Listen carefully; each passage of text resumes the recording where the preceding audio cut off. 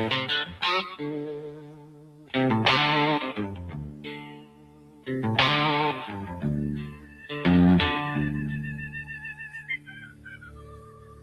you don't like me, then hit the road. I stand my ground all on my own.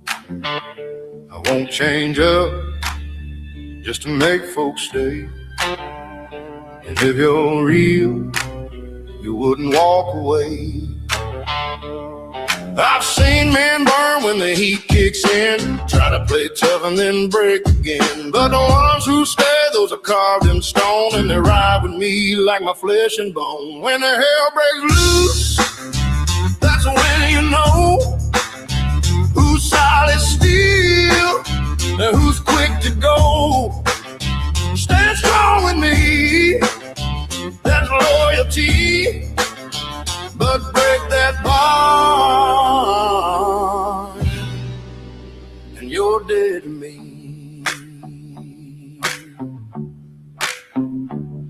I don't keep folks that can't hold a line. If they switch once, they'll switch twice. I've met men built on borrowed pride, one hard truth and they leave your side. I don't run tight with the maybes and mights. If you're with me once, you stay in the fight. I've learned hard times, tell the truth real fast. Who's down to stay and who ain't built to last? When the hell break loose, that's when you know who's solid steel and who's quick to go.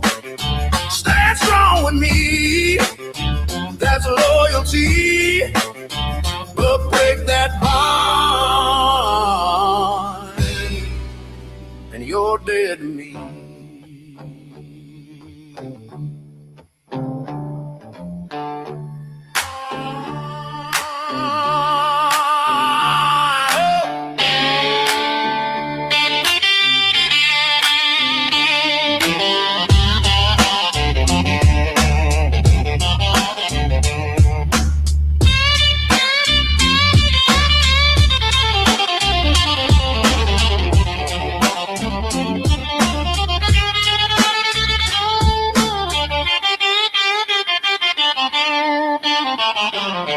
When the hell breaks loose, that's when you know who's solid steel and who's quick to go. Stand strong with me, that's loyalty. But break that bond, and you're dead to me.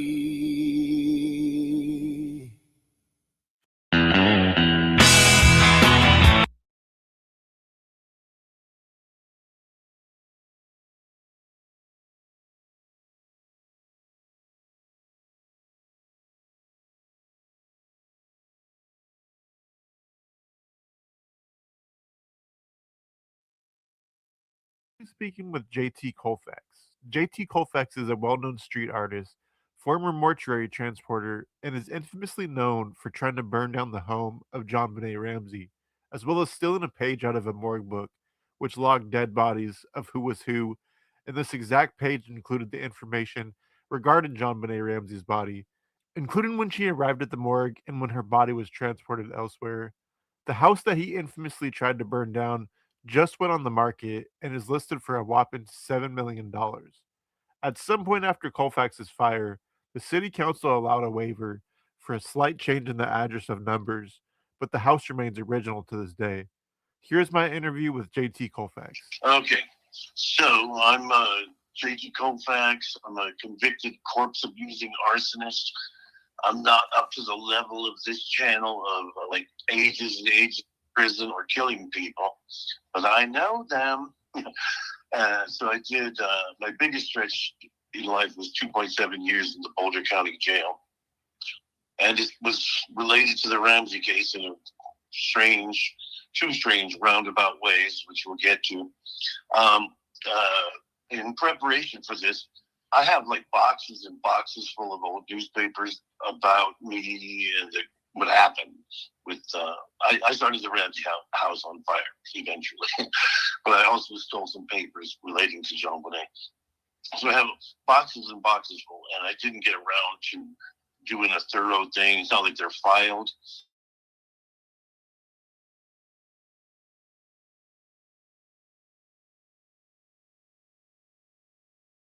From Westward as the alternative weekly of Denver. And it has to be from about 1999. And the whole article is about all the Ramsay case sideshows that happened. Other people that got arrested. So many people got arrested in the Ramsay case for weird other shit. And this is a reason I wanted to read this is because in one short bit, it is somebody else, the editor, describing what happened to me. So this is what we're gonna be talking about. So here it is. More material considered suitable for hanging or at least jailing by Boulder authorities was JT Kofax, a driver for local mortuaries who'd already gotten in trouble for taking photographs of corpses. But his big break came when he snatched a page with John Bonet's name on it from the logbook at the Boulder County morgue, and then sent a few burning papers to the mail slot of the Ramsay's Boulder home. After pleading guilty to attempted first-degree arson, Kofax was sentenced to 2 years in the Boulder County jail.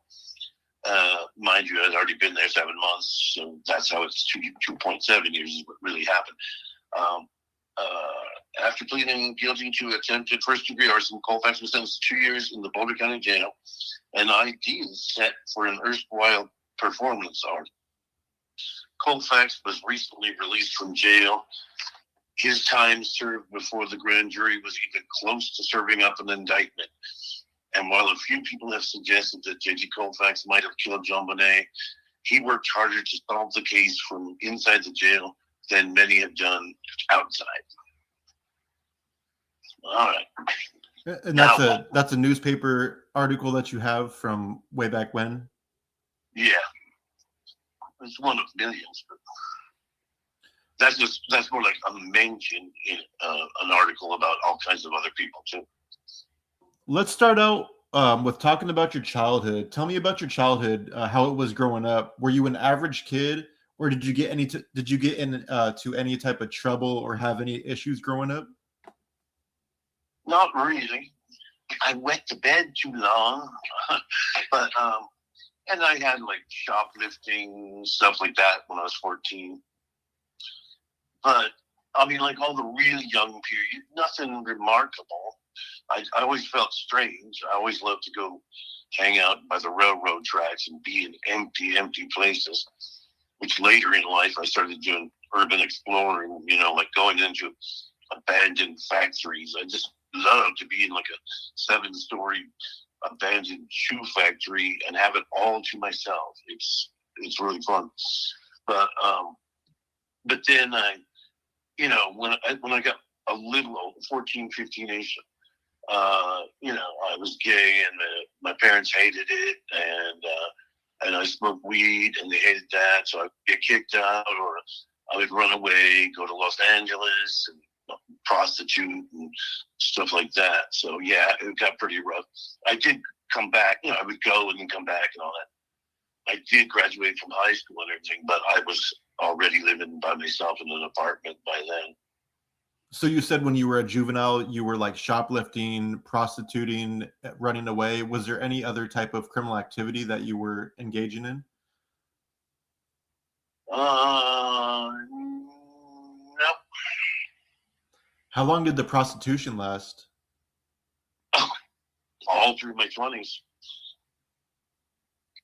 I was everywhere. I'm like, you get your face burned out in San Francisco, you go to LA. And by face burnout, I mean, same thing in LA is like, it starts like, you get there and you're fresh and everyone's picking you up. And then after a while, you've been through like the main core of people that pick up prostitutes, and you start finding that it's getting harder and harder. So you go somewhere else, like San Antonio. And then by the time you get back to LA again, of course, LA was the big thing for me.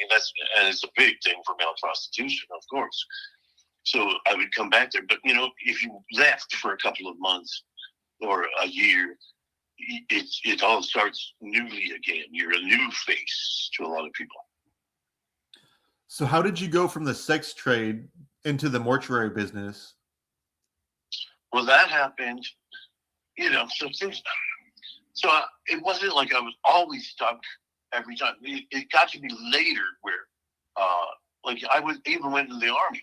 And when I came back from that, then I was really like stuck on the boulevard for years.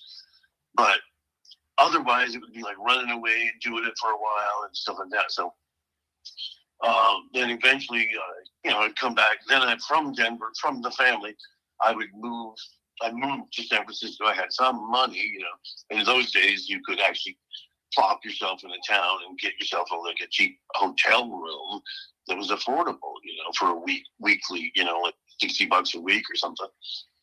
And what was the point? I forgot. Oh, how you got into the mortuary business?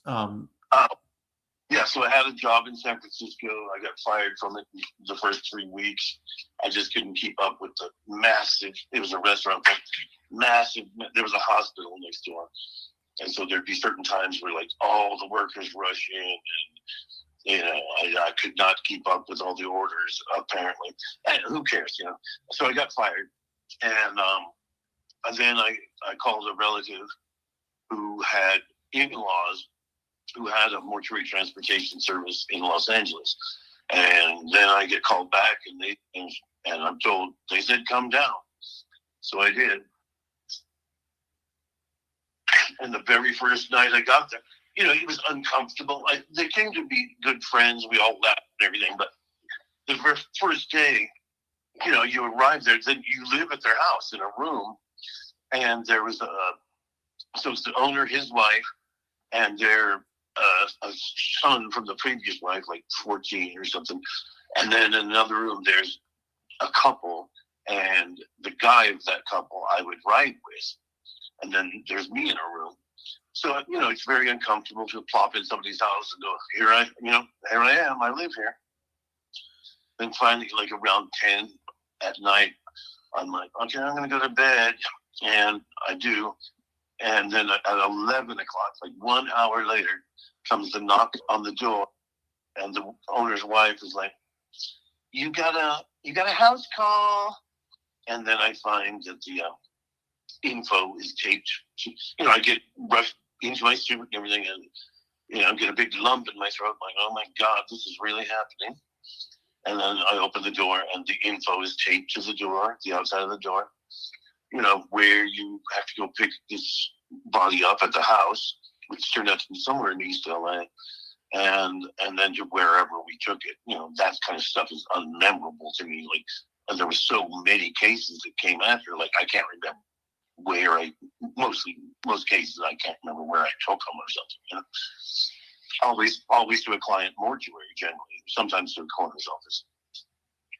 But anyway, that very first body, so we drive out to East LA, and it's a Hispanic family, and there's a lot of people in the living room. I mean, it's a huge shit show. Like, this is not what you want from your first one.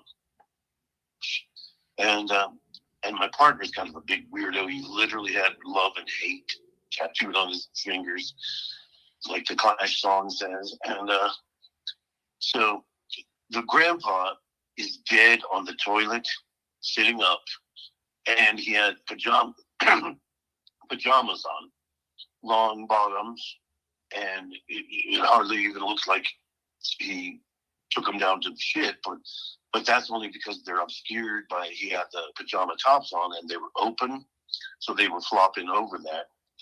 And, the experienced partner says, okay, you can shake the feet.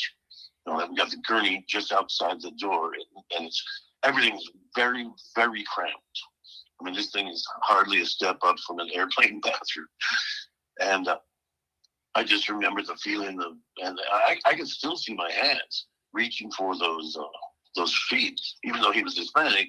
He was very dead, He had been sick, and so he was very white, and my hands reaching for those. And my worst fear was that I would touch them and go like, fuck it, I can't do it. And embarrass myself. Like run out of the house, I'm not doing it. Not doing it. You know, it's a terrible fear. But it didn't turn out that way for me. I ended up really loving the drama of going from speeding from one guest place to another and seeing what's going on. So anyway, we got him up on the gurney. I remember a new family member arrived who I couldn't see, but I could hear people talking in the living room because it wasn't that far away. And somebody was, it's like if somebody's probably explaining to a cousin what happened, and he didn't get it. And they went, no, he was in the bathroom making doodles. And that made me almost want to laugh in there while we were trying to struggle him out. Oh, the whole point about his bottoms and everything was that, mind you, this is my first one, so I'm just concentrating on grabbing those feet. But there's a problem. My partner says, wait, there's something wrong. And because he's grabbing the trunk and everything, and so something's weird. And it turned out that the pajama tops were obscuring a toilet extender, so he's like 6 inches or so off of where where we feel like the toilet is, So there was that delay. I mean, it's like weirdness, like that. So do you have any interesting stories about transporting bodies? Yeah, I mean, well, out there in LA, where it first started, we end up all over the LA area. And I remember just little things sometimes, like little things like all over Orange County. Every one of these old people had pictures of Reagan in their houses. And over time, there were other presidents, and I never saw that to that degree before, but they loved Reagan. I know that's not that interesting, but it was weird when you noticed it, But the main, probably weirdest thing, well, the two things are like AIDS was newly raging at that time, and also that we had a client, the client of being UCLA Body Donation Center, which is now closed due to disgraces. But we'd go in there, and it's like there's two rooms. One, the front room, like where students did, surgery. They would do surgery on the bodies and stuff like that. And there was a cardboard box full of heads at all times on the floor in there. I mean, heads, totally severed, looking like baloney, at the perfect circle of their neck. And, eyes open and everything like that. And those would be like waiting in the cardboard box because those would be sent over to USC because they had the big dental school. So that was some kind of paperwork arrangement in the body donation biz. And so, I mean, like heads everywhere. So sometimes I would have to pick up a head off, like there's nothing on the whole table, the only last table, because there's corpses on all of them, but there'd be one with just a head on it. And I would have to pick it up and put it somewhere else so we could dump our body on it. And I would have fear, like, we're going to get in trouble. As in, like, now if I move this head, somebody that runs this place is going to be like, who mixed up the heads? Or, I thought like something like that was going to happen. But then I later learned nobody gives a shit. You lose your name, you lose everything. It's not like, we've got to have John Smith's head with his body. No, his head's cut off and it's going away soon. I just had that fear that I was doing something wrong by moving him, but I had no choice. But anyway, that gives me the experience of having heads in my hands. And I always compare it to like the Dahmer situation where those cops shoot the ones that opened the refrigerator and found the head in there. They sued the city and got like $50,000 each. I'm like, where's my check? God dang it. But, and it was freezing in that outer room. But in the next room, it was super, super Dracula cold. And it was dark and dingy and metal. And in there, you had, I don't think they were frozen, but, it was just enough to not keep them frozen so they could operate on. And it was damn cold. And these bodies were hung, and I mean tons of bodies. I'm not talking like 3 or 5 or 10. I don't know, because they went back so far. I don't know, at least 20, maybe 30, and they had these like hooks through their ears, like exactly like what you would think. The old days when ice would get delivered to a place, and they used those big tongs to bring in a giant block. It was like those, mashed right into their ears. And then they had like a dry cleaning bag that, a full length all the way down to their feet, plastic bag, and you could see them because they wanted to see them because they needed, you know what I mean? Like a certain student needs experience on heart surgery or something, and they would pick the right person, that type of stuff. But on those hooks, you could press a button and they would spin around, you know what I mean? Like you don't like this guy in the front for whatever, legitimate reason. Like they need a woman, they need to do a mastectomy, or, you know what I mean? Like, so they could spin it around to go like, yeah, that one's perfect, for whatever they want to do that day. But, the button's right there. And I would press it. My partner would sometimes, he'd be like filling out the paperwork out in the other room. And then he would come in there and go like, "Will you stop pressing that goddamn button?" Because I was like a child, like mesmerized. Like, if you had a child like a bunch of helium balloons, I had that same feeling. Like, except for a little, it's not like I'm smiling, and it was just the amazement of like, I cannot believe I can press this button and have corpses just flying past me. It was amazing. And that's, of course, the kind of thing that helped warp my mind for everything that came after. Okay, then also I should mention the AIDS period.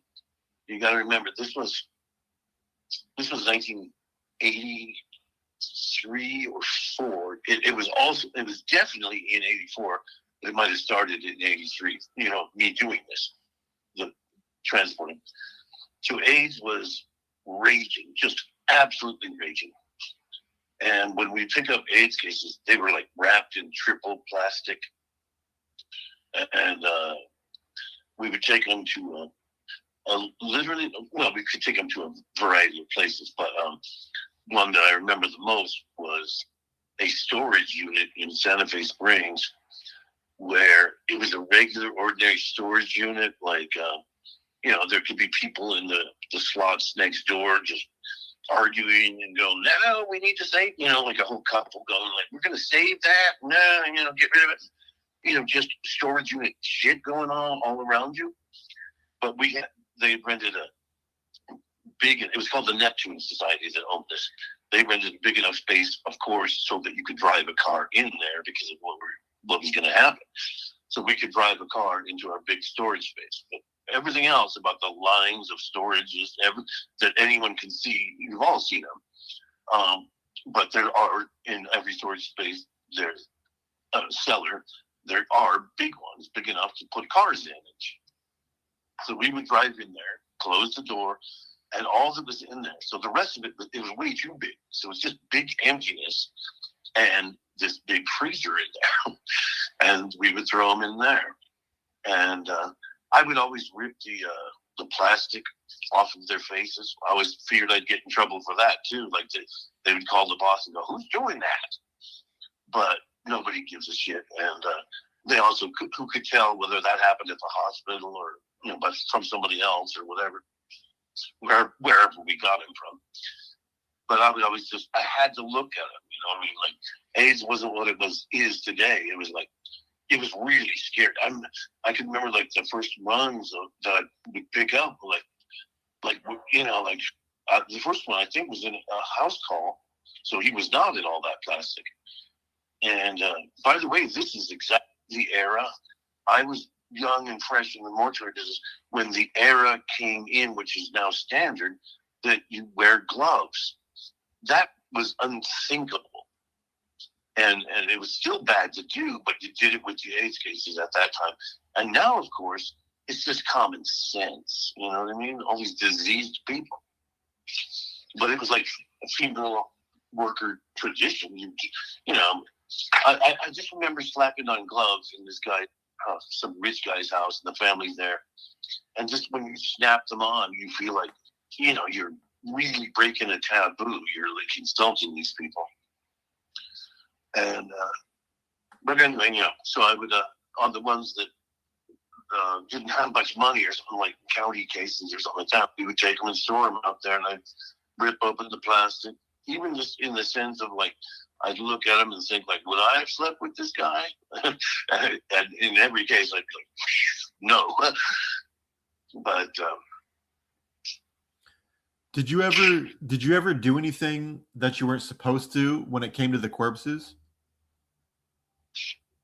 not what you're probably trying to mean. I've been accused of it many times. I mean, it's even a joke. Anybody that works in the mortuary business and didn't do what I do, they're going to end up at a party, and people are going to go, and they find out that you work in the mortuary business. They're going to go, ever see a good one, and all that, you know. And, you know, with the, you know, always the guy with the lampshade on the head type person with, you know, nudging you with their elbow. Did you ever, you know, have sex with them is what they mean. And no, never. So that or anything else, except for, of course, but that I took pictures. And, you know, not, well, I guess there was one woman that had her breasts, but you could obviously see that I wasn't trying to take a picture of a beautiful woman. I took her picture because she was an outrageous blob. She was gotta have been pushing 600 pounds. So she was sewed back up on an autopsy table, and the sewing was hideous because they can't get, you know, she wasn't malleable, you know, to like get her skin together and sew it decently, you know what I mean? So you could see all the blobs of fat, like literally you could, if you wanted to, you could reach right in there and pull out like a baseball sized piece of fat in many junctures all over her body. One time, that exact woman, that was at Rose Hills, the McDonald's of mortuaries out in Whittier, California. By McDonald's, I mean, like hundreds and hundreds of bodies, 40,000 men and women every day, and a giant cemetery. And they would advertise on TV, like, bring the kids out, you know, to tour the place. And it's like hot dogs on Saturday. Literally, they would have commercials like that. But there were some young college guys that worked there that would call us, and they really liked it when they would ask for me, you know, and I'd come, like, have coffee with them and sit and talk, and, you know, we were about the same age. We all had black senses of humor and stuff like that. Oh, and one time I came in, it was just one of them alone, and he was like, "Thank God you're here. Can you help me?" And that's where I came across the big, giant, fat woman, because he was trying to wash her and prep her, and he ended up pushing her. You know, it was an effort he had to make to get under her back and spray off any blood or whatever's there. He pushed her over, and she fell on the floor. And he, you know, you could see he was like all stressed out and sweaty and everything. He'd been trying everything he could think of to get her up. And it's like, "Will you please help me with that?" I'm like, "Fine." So there was an incident in a Safeway in which you were arrested. Can you tell me about that? That was in Denver. So the mortuary business we went from LA, started in LA. Then I also worked in San Antonio. And in San Antonio, I worked at an actual mortuary rather than a transfer service. So everything we talked about just before was a transfer service, which is could go into people's minds exactly as it's a taxi for dead people. That's exactly what it was. Rush to this place, pick up this corpse, and take it to this place. It would be exactly like a cab driver, except for your fare is dead. So then I worked in a mortuary in San Antonio, which is a whole different thing, to be around the mortuary all day and not be going on a bunch of calls and everything. But all kinds of shit happened there too. But then, for what you're saying, then I was in Denver much later. And so many years had passed by. And I had my photos, and people loved to look at them. I shot around when I was in the Army. A drill sergeant made me put like the worst one, like a box full of heads, on top of the stack and put them on the floor, and made me do push-ups to put my nose to it. But it was towards the end of basic training when things were getting friendlier. And I was in grade registration in the Army, and everybody around me was going to be too. So that, he was just kidding in a sense, because he was happy to look at them too. And my point in that was, okay, so that the early era of the photos, they all were just like the grossest thing I could find, or the most artsy, empty thing of like an AIDS corpse wrapped in plastic and just in this lonely atmosphere, or those bodies hanging by hooks and all that. So now that after I got out of the business for many years, I lived in New York and stuff like that. I've done some art projects that made national news several times, like the Wall Street Journal, the Washington Post, the Philadelphia Inquirer, and all this. So I was getting really successful at that. And then I moved back to Denver. So the reason I bring that up is because that made me used to thinking like of things to further that, So then I'm back in the mortuary business, and I'm like, I'm going to take more pictures, but I'm going to augment them. So I started making things to throw on corpses. Like, so when I get the job, it's weird, but, when they decide to hire you, they hand you the keys, and you've got a vehicle capable of picking up bodies with gurneys in it and body bags and everything. And the whole life you live in is miserable. On call, 24 hours a day, 7 days a week. You could ask for a day off, but then you won't make any money. And so the point is, I would spend the downtime. I would go out to the van, get a sheet, because of course there's tons of sheets. Because what happens, like you go to a hospital, pick up a dead body, you're with the head nurse or something to check it out. They like oversee you doing it. Most places. A lot of times they leave you alone. But the thing is, the morticians always, you leave a clean pressed sheet, and then you rip the one that they're on and put that like a shroud and pull them over onto your gurney and take it, So you do a sheet exchange. So we'd have extras, and I'd go out and get one. I would start painting crazy shit on it, and then stuff it back in the van, and then, in no time, I get the call and I go someplace. And if I was alone, which was mostly, then I would throw it on a body and take a picture of it, So I was making them crazy. And I had like signs like, yeehaw, happy birthday, and a longer one that said, getting fired isn't the end of the world. That was me looking forward to, like, I'm going to get fucked up for what I'm doing here. And all this crazy shit. So at the Safeway, I was still really desperately poor. So I would shoplift shit, and I put the photos to be processed in under the name Jake Rollins, and Rollins spelled with a W, because it just was on my mind because I just picked up a corpse in Rollins, Wyoming. And when I went to go get them, a few days later when they were done, I put the packet in my pocket and threw away the outer packet and went and bought something, you know what I mean? Good shoplifter etiquette, buy something. And I knew right when I was in the line, like, oh my God, those two guys are looking at me. And yeah, one of them was a off-duty Denver police, and the other one was just a regular security guard. And they stopped me at the door, and I'm busted. They take me up to the office, and then they call the cops over, like, what is it, like $8 at the most, but that's what they did. And the cops come, they handcuff me and everything. Then they open the photos, and it's nothing but dead body. I wouldn't have taken a picture of anything else. And they start seeing all these dead bodies with all these weird signs.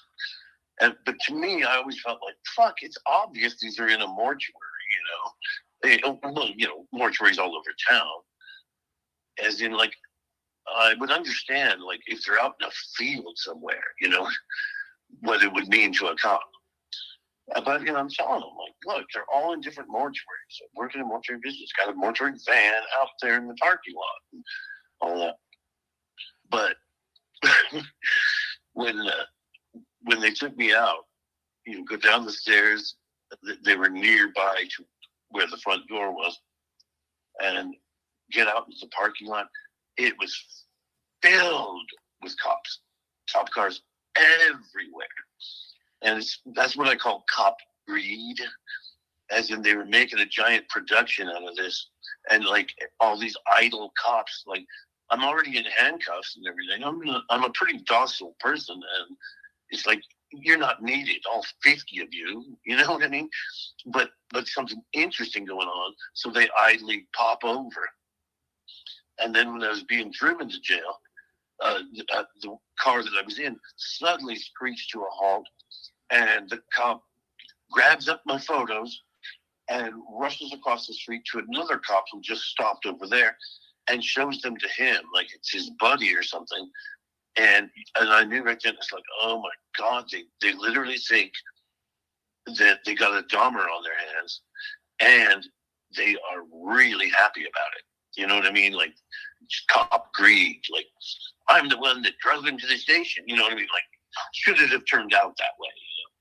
And I feel like that's probably happened at every fucking serial killing and all of that. Everywhere. Where then they go on TV and it's like, oh, the family, the tragedies, and the condition of the bodies. I feel like the cops really actually went, yay, I'm on a big case. So anyway, I get to the police station. They take me to the homicide squad, naturally. And there's a big, intimidating body outline on the floor, like yellow tape on the carpet, to intimidate all the potential murderers they're interviewing up there.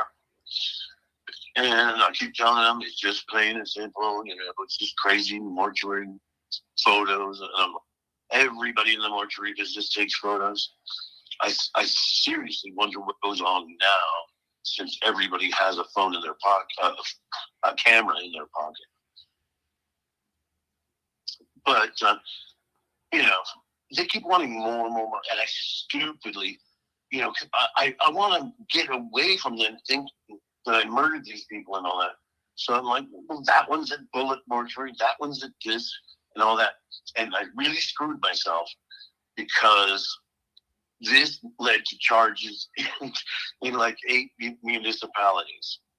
And I finally, they give me, they throw another picture. Where was she taken at? And it was just this big black woman. And she came from we rarely went there, but Pipkin Mortuary, the only, I think, black mortuary in town. And it wasn't anything to do with that, but I just realized, like, why are they so interested? And I thought, and that's where I went, no, I'm not going to tell you anymore, And they probably thought, like, oh, that triggered something. There's something about that. But it was just like, I just realized, like, fuck. Now I've got charges in Englewood, and, Littleton, and Arapahoe County, and Boulder County, and everywhere, So I'm like, already, they're misdemeanors, but they're hopelessly stacking up to the point of 8. And, anyway, so I stopped cooperating in that sense, because I realized, like, you just screwed yourself bad. Because if you just went, I work in the mortuary business, those are taking on my meanderings. And if I never identified any of the mortuaries, they would have to really work on it, So just to finish that, the homicide squad part is then Detective Valentine. Of course, I still remember his name all these years later. He tries to do the good cop thing, takes me away from the bad cop, sits me in this open holding cell that's nearby, sits in there with me on the bench, and starts launching into, like, I just wanted to get you out of that room with all those other cops and everything.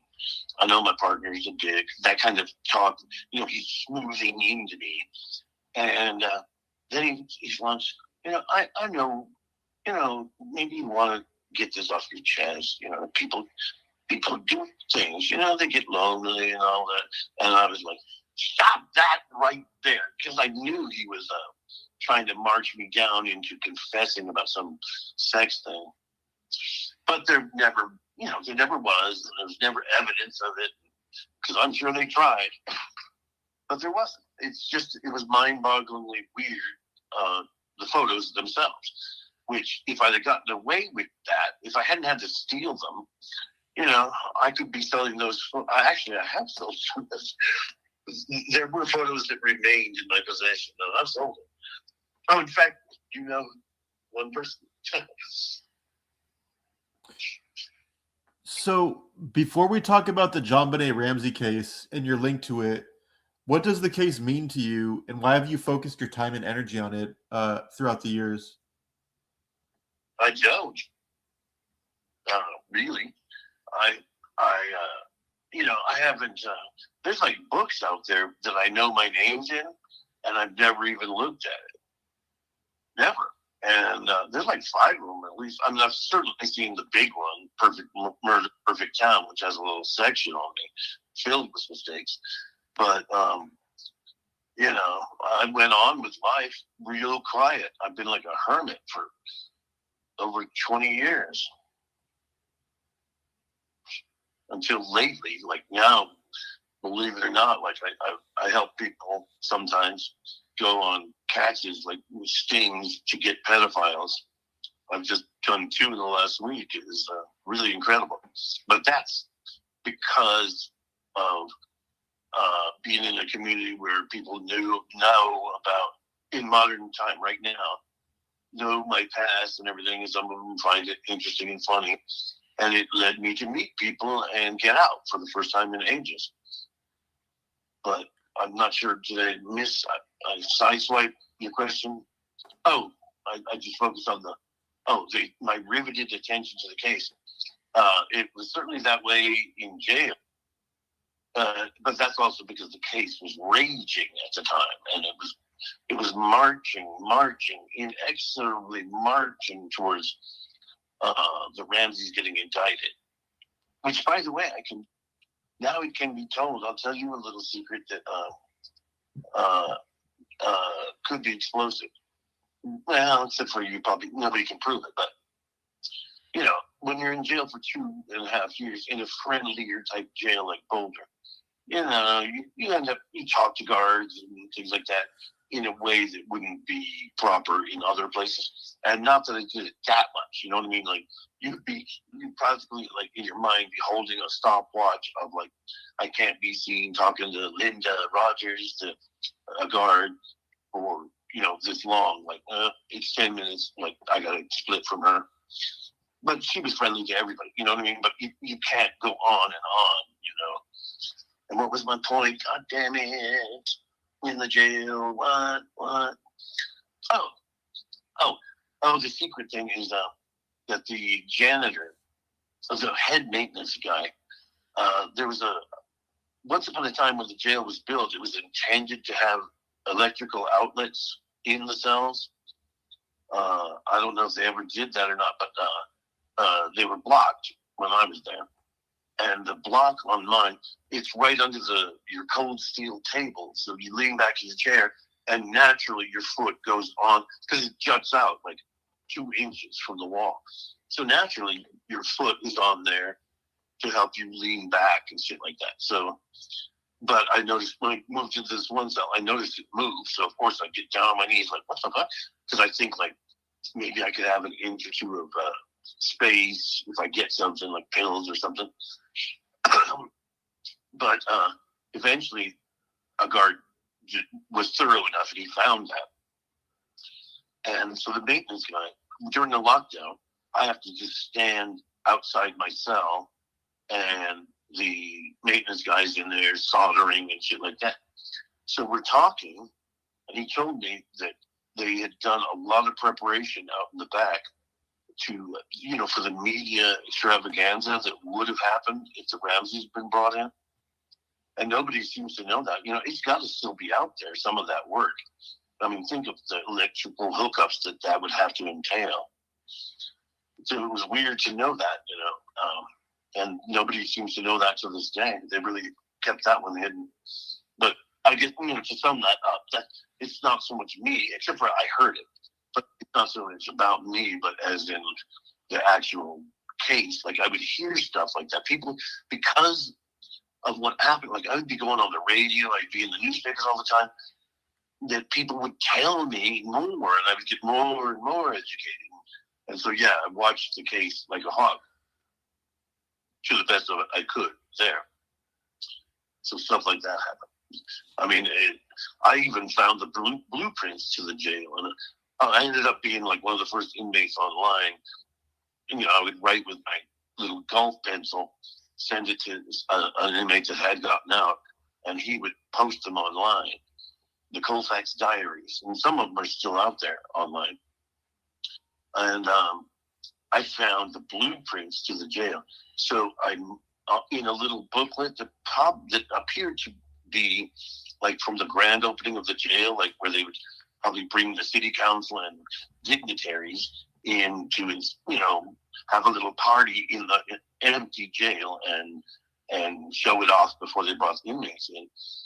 And in the back of it was an entire fucking blueprint. So I wrote on it, like, where my target areas is, like, I believe Patsy Ramsay would be right here, and that John Ramsay would be in here. So that caused a bit of an internet sensation when that went up. So in regard to the case, and the infamous incident of stealing the pages out of the morgue logbook, can you talk about that and what, I guess, motivated you to want to not insert yourself into the case, but I guess in a way inserting yourself into the case by taking those because it kind of made you look suspicious at the time? Yeah, that's a very good topic, because the word insert or inject and all that is kind of like, you know what I mean? Like, I'm grown old. I'll be 60 soon, and people that still want to shame me for any of these activities, it's like that. I don't feel a damn thing. Fuck you. You know what I mean? It's so old. But I always did hate the idea of inserting or injecting. When they use that, it's very pejorative, and because it happened pretty organically. Now, let's see what happened. Okay, first the whole getting busted with those photos. So that happened. That was all over the news. But I'm out again. But I'm struggling. And it's not known what else I've done. But I'm under all this pressure. I got all these cases. I have no money. I'm borrowing from my brother. I can't go on this way. But the part about which part? Oh, the morgue lots. When I went to the Boulder Community Hospital, which contains the morgue, and I was just picking up. Was I picking up? Yes, I was picking up just the most ordinary, dead, dull guy. No murder, no nothing that I can remember. Nothing, just dead. Because it's not, because that place acts as the Boulder morgue where homicide people would go. It doesn't also mean that, dead guy upstairs, finally died of cancer, doesn't end up there too. It's multi-purpose. So I kind of get this really ordinary, just 50-something dead guy. I got him all strapped in the gurney, got the cover over top of it. I'm with a really nice security guard. We're chatting and everything. Then we go over right by the door, and there's a podium with the logbook in there, which you have to sign. And my name's in there several times. And the worst thing, workplace disaster in the mortuary business is that suddenly this knock comes on the door. And I was like, I winced, like, shit, because I knew what it would be. And it was the guy there's a town called Lyons with a Y in Boulder County. and it was the Lions Eye Bank. So if you look at us, like everybody in that room, now there's three of us, like being cards. I'm a deuce, and yeah, I'm a deuce, all right. But the Lions Eye Bank guy, of course, trumps me. So back over to the autopsy table, dump my corpse back onto there, and now it's late, probably like 1:45 in the morning or something, and I've got to wait at least 45 minutes to an hour for this eye surgery on the dead guy. So he removes the eyes, and so I was wandering around the basement of the hospital. I put like a magazine. The security guard said, like, gave us something of like, or pointed at the wall and said, like, call this number when you're ready to get him back, because he has to sign out the body too. So he goes back upstairs and does his shit. And I just wandered around this dark, empty basement. And it took me over half an hour to come up with the idea. Like, it just suddenly hit me, like, wait a minute. JonBenet has to be in that book. So this is the kind of thing I mean. Like, when people say inject, it's like I didn't drive to that whole place in the first place to do anything about that. And then when I'm there, it doesn't even hit me. I was also a little bit tipsy. Well, pretty drunk. And that security guard bought me some coffee, come to think of it. So it showed. And but when it hits me, like, wait a minute, she's got to be in there. And so I rushed back to the morgue, take that magazine out, open the door, and I right there at the podium, I go, and, straight to Christmas, because it has to be here. And of course it's there. And I tried to take it's two facing pages in a very large, like, scrapbook type, large book. So she starts over on the one end and continues all the way to the other page right over. There's line after line after line of all the dead bodies. And she's in there. And, I read it. There's nothing critical in there. I just, the only thing interesting to me was, disposition. And that's the last thing where it says Chris Mortuary. And I'd been there before too. As in, I did not know which mortuary she went to, so that's how I found out that. But that means nothing to anybody. It means something to you when you're in the business. Like, oh, I've been there. But it's not like I had any kind of autopsy materials or anything like that. Although I'm always convinced that her brain was in that room, because there was a whole bunch of jars full of brains up on the shelves, and it occurs to me, like, of course they would save her brain, you know what I mean, for some kind of future thing, tests or something. But I don't know, though. So anyway, I tried to take photos, and remember, I was using cardboard cams at that period, because nobody had I couldn't drag photography equipment around, especially the equipment of the day. It's just too big and obvious. And so there's no way I can get a good picture of, where it says JonBenet Ramsay and then age and this and all that dull information from the two pages. I can't get that. So then I thought, well, and also, by the way, there's no door between me and the guy doing the eye surgery. He has his back to me, though, while he's working, like a dentist, over the head of that guy. And I did take a picture, and it flashed, and I look over, he doesn't make any reaction. But the point is, it's like, I can't take pictures of this. It's not going to work. So immediately it occurs to me, and I just started ripping both of the pages out very carefully, and I took them. And now remember, we're talking about injecting, as in it didn't occur to me to do that for half an hour. And then, even then, I would have just taken pictures of it if she was just on one spot where I could make a picture happen. And so then I took them. So a series of bad degrees. So that's where I injected myself by doing that. But it wasn't like anybody would have known, except for, of course, I told my gay bodybuilder roommate about he was also in the mortuary business, and he saw fit.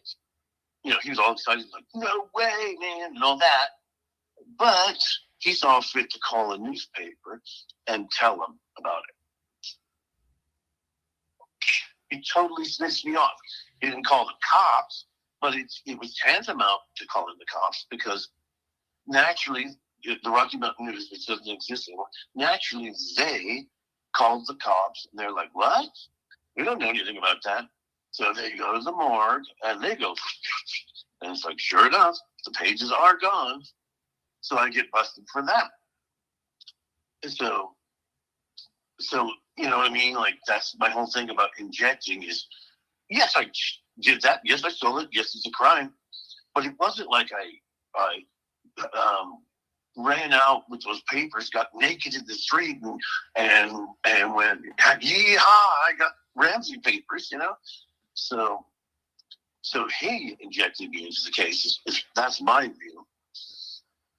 So what was the intended goal or outcome when it came to the pages that were stolen? Like, what were you wanting to do with them? Were you wanting to sell them or just keep them as like a memento from the case? Yeah, and you'd probably buy them. God damn you. No, somebody, well, of course, dude, they're still out there. I know where they are. But, and they're worth a fortune at this point. So your name came up in another infamous incident involving the JonBenet Ramsay case. This time it would result in a criminal conviction. Can you tell me about that? I'm sorry, I was looking at something outside. The arson? Yes. I deny that completely. This never happened. I wish. Okay, so now from pile everything we just said. But first, I get exploded with the getting caught with those corpse photos.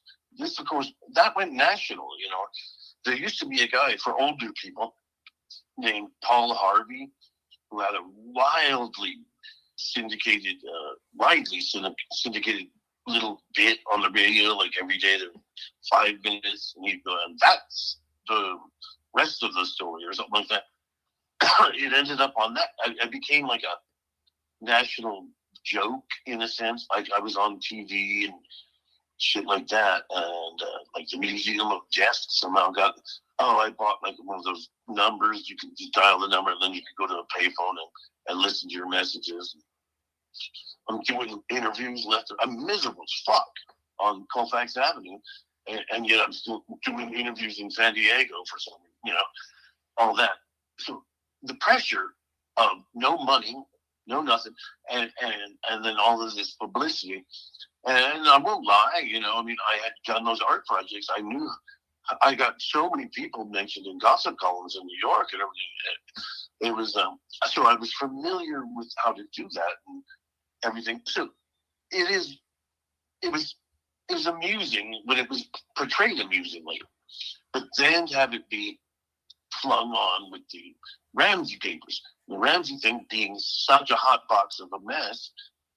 So now I'm totally screwed. And this is where I end up being, borrowing a couple of times, for another week at the YMCA from my brother, and just living miserable. No phone, no nothing, no nothing.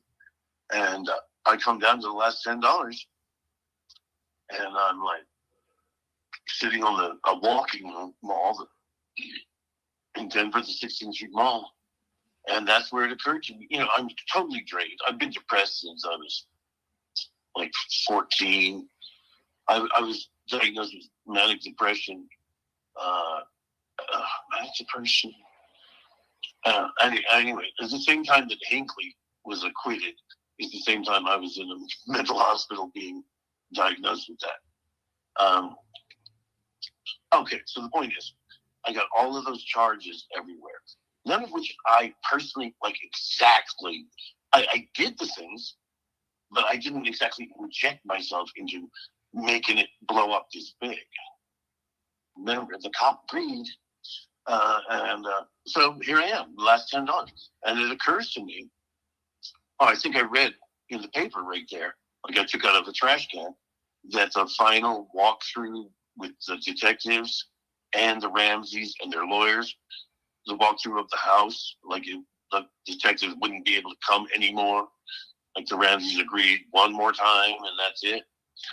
That was going to happen this coming weekend at the time. And that's when it went off like a light bulb. Fuck it.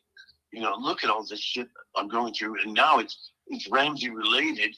And it's not really it's, what I mean? The blurry line. It's my fault because I stole them. But nobody would know that if my roommate didn't stitch me off. So anyway, I went and did that to make sure that my time would be controlled by Boulder, the whitest, easiest college jail in the country that I know of. And, it's a terrible, depressed, desperate thing when you come down to that. But how was I to come from having $10 to getting myself to, 8 different court cases all over, county after county? And I just couldn't see a good way out. I'm like, I'm going to end up doing time anyway.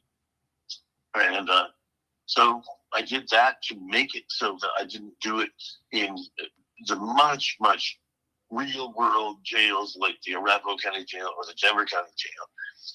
So that's what I did. And to this day, I still think, I know I was very sick and kind of psychotic. I was just talking to my nurse. I have a nurse that visits on Thursday. I was just telling her all this a little, a couple hours ago. And, that's exactly what I was saying. It's like, obviously it was some sort of psychotic break too, but that it had all kinds of trimmings of logic. It got me out of that boiling misery of like you're in all this trouble and you have nothing, no food or anything. Like it fixed that. I ended up in a very nice little jail, and in a sense, I had some good times there. There was always, it's still jail, and there's always somebody you hate, and you wish they would die, and there's people you have fights with, and you go to the hole, and stress and pressure and shit like that. But all in all, it saved me.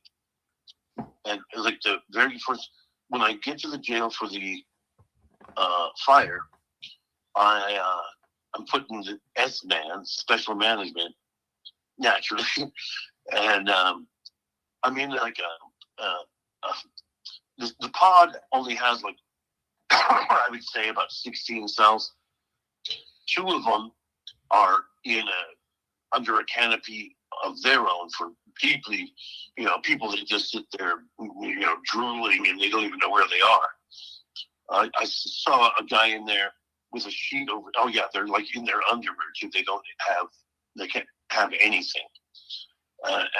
There was a guy in there with a sheet over his head going, if I could just have a pencil and paper to get my thoughts together. I mean, it's that kind of, stuff you see in jail. Like, wow, some really, really whacked out people that really need help and shouldn't be here, But anyway, so I was next to that in a canopy area. Canopy, by that I mean, cinder blocks and then windows and then strong roof over it. As in, it's extras. Being in the whole pod is segregation, but being in the extra thing is more segregation, except for it must have had to do with when they would have certain people or something, because the door to get out into the main pod I never saw it locked. Like, I never saw us 5 in there get locked in there. So, but the whole long point of that is that when that happened, when I got there, it was like an endorphin, and certainly mental illness, where I would sit on the bench in there, and for several days, I would see news reports with my face on it, my mug shot, and pictures of the Ramsay house, a video of it, and I wouldn't walk the 5 feet over. This is another thing where people always confuse it with I was trying doing this to make publicity, but I wouldn't walk 5 feet over to go out into the room to be able to hear it. Not once did I do that. And, you know, I mean, it's pretty rare when you're on TV for starting a famous murder house on fire and a bunch of corpse shit. So, you know, I mean, would I like to see them now? See those news reports now? Yes, I'd love to. But that was before everything was saved on the internet. Do you have any of the photographs or projects you did while you were working with corpses? Yes, I still do have some. Well, I've sold some too, so I have less and less. But I have some Xeroxes and things like that. You know, I have the Xerox of one of these. There's one incident of taking the dead people photos in Denver. I didn't even put a sign on her or anything, but it was that gay roommate I had that I went by there. I guess I didn't live with him at the time, but anyway, I went past his house and stopped for a minute, and I go in, and his whole family was there, you know, mother, brothers and sisters or something, and you know, they're having a little birthday party for him. So, and then luckily, thank God, because it was uncomfortable to me, like I don't belong here, you know. But the mother was all nice and gave me one of those party blower things. And then thank God my pager went off and I had to leave immediately and go on a call. So therefore, you know what I mean? Like somebody's mother hands you like one of those blower things. Yeehaw, it's a birthday over here. You don't just like go, I don't want that. You know, throw it on the floor. I'm not like a social savage, you know, as in, you know, I mean, you hold on to it. I don't want it. And it ends up in my suit coat pocket. So then when I take that corpse that I went to go get, or else another one later that night because it was dark, I have that. And I tried sticking it in this corpse as a mouse, a woman corpse, an old lady, like 90. And it goes, bloop, it like spit right back out. And I put it back in and it did it again. And then I realized, like, oh, her jaw is wired shut because that's how, you know, sometimes morticians super glue the lips. Sometimes they do this thing. I've done it before where you take this gun and shoot the palate, and then you shoot down below the tongue, and the things that you shoot in have like a, you know, the thing that you take off a bread wrapper, you know, the twist ties. So, but there's, you know, like gold colored metally thing. So then you squeeze those together, stuff them in there, and then you put super glue on. So the point is, she didn't get through that, so it's not going to wedge in. But then finally, I did get it in, and that became one of the staples of how weird and cuckoo I was. That, you know, I'd bring party blowers and all that. But see, also, it's incidental. It's not like I stopped anywhere and thought, like, that's a good idea. I just happened to have it. I do have, like, Xeroxes of that. They're bad. They're not great. But you can see the woman and you can see the party blower. Because those are, what I have left is from Discovery. You know, so obviously my real photos were seized. So how are you spending your time these days after being retired from the sex trade and the mortuary business? Mostly, well, for a good chunk, I was working with dogs. Probably, in a sense, the best job I ever had. But it was at PetSmart, so it was miserable. You know, like, you know, kind of in a McDonald's sense of just ramming. You know, I would come in and look at the computer, and my schedule would just be, like, out of fucking control. Like, you can't do, like, 17, 19 dogs. It's like, you know, you're not going to do a good job, that's for sure. But the greed of trying to make more and more. So it was miserable that way. And also, when you work with a whole bunch of girls, they're all, it was fun. Like everyone liked me, most of them liked me and everything. But my God, you know how you're glassed in at the salon at PetSmart. One of them would be leaving and go, bye, everybody. and she would have to go around an aisle and go up to clock out. And you could still see her ass before it goes around the thing. And all those girls would start going like, did you see what she did or wore or what she said to her husband or that kind of thing? So there was a lot of drama and misery and overwork. And, but I loved the dogs. I absolutely loved it. I wish you could rent a dog. I swear to God, why is there not a business like that? Like I can't own one in this house, this tiny apartment that I live in. Why can't you go get one for $5? And, you know, like from a shelter, like it, you know, you walk it, you feed it, and it's good for him and it's good for you. But I digress. So what's the question? Oh, what did I do?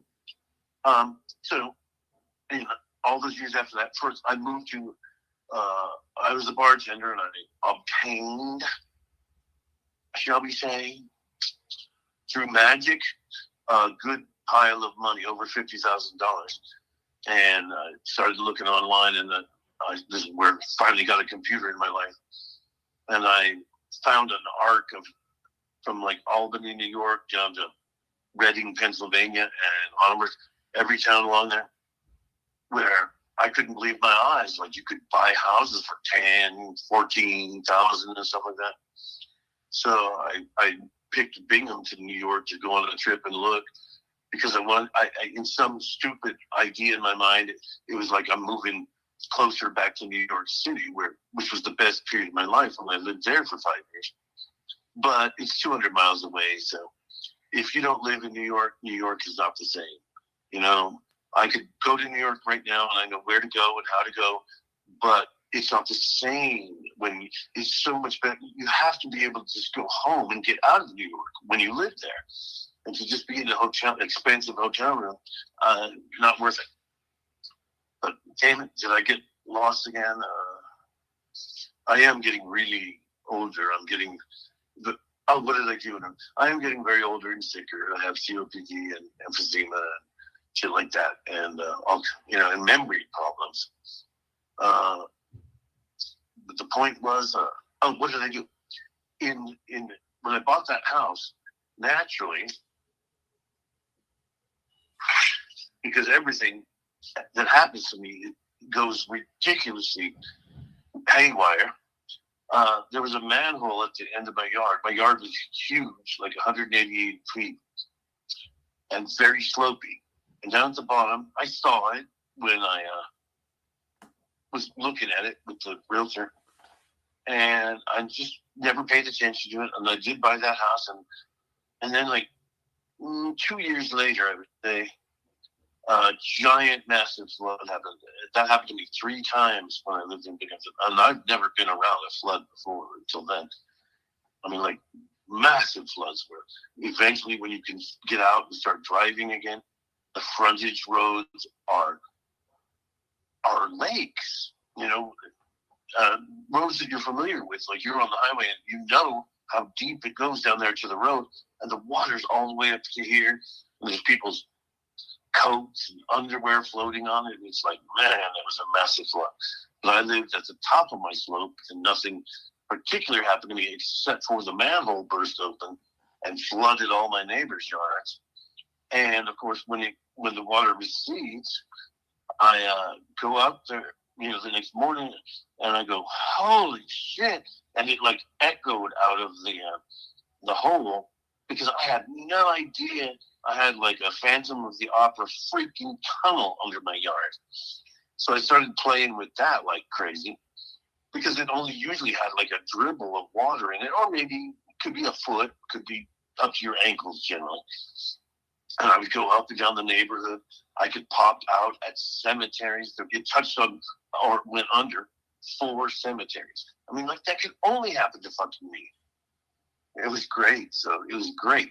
And then that made me learn, because the very first night that happened, that made me learn about urban exploration, because part of the whole movement of exploring all those abandoned places, a wing of that is people that go into sewers and tunnels and stuff.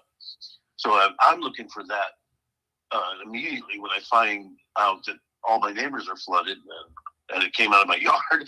I'm like trying to see, do I have any liability over this? And that's what made me find urban exploration forums.